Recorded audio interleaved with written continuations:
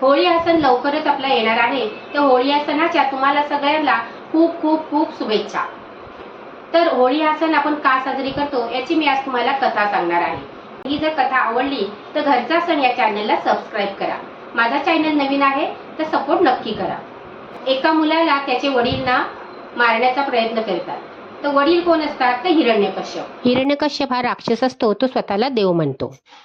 कश्यपला असं वाटतं की मी सर्वात श्रेष्ठ आहे, तर माझीच सर्वांनी पूजा केली पाहिजे.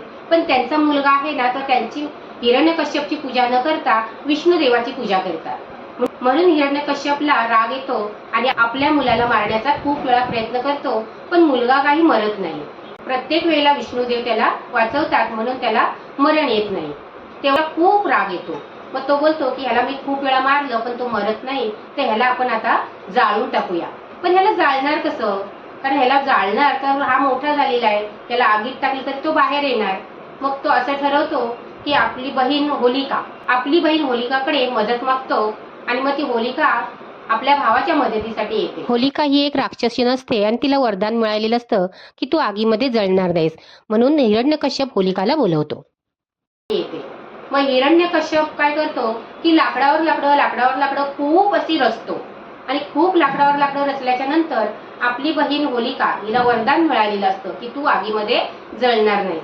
मग त्या लाकडावरती होलिकाला बसवतो आणि तिच्या मांडीवरती प्रल्हादाला देतो. मग होलिका प्रल्हादाला मांडीवर घेऊन खूप रचलेल्या लाकडावरती बसते आणि मग हिरण्यकश्यप खालून आग लावतो आणि ती लाकडं पेटवून देतो. ती लाकडं पेटल्याच्या नंतर होलिका आहे ना, ती जळून खाक होते, म्हणजे भस्म होते. पण प्रल्हादला काहीच होत नाही, कारण तो विष्णूचा भक्त आहे, तर विष्णूने त्याला वाचवलेलं असतं. होलिकाचा जळून खाक होतं म्हणजे भस्म होतं आणि प्रल्हाद तसाच राहतो, म्हणजे सत्याचा विजय झालेला असतो. हा विजय साजरी करण्यासाठी आपण होळी पेटवतो, म्हणजे सत्याचा विजय होतो आणि खोट्याचा नाश होतो. हा विजय साजरी करण्यासाठी आपण होळी हा सण साजरी करतो. होळी पेटवतो म्हणजे आपल्यामध्ये असलेली नकारात्मकता, आपले असलेले वाईट विचार, आपल्यामध्ये असणारे वाईट गुण हे जाळून टाकण्यासाठी आपण होळी पेटवतो आणि होळीच्या दुसऱ्या दिवसापासून आपण नवीन कामाला, नवीन विचारांना ही सुरुवात करतो.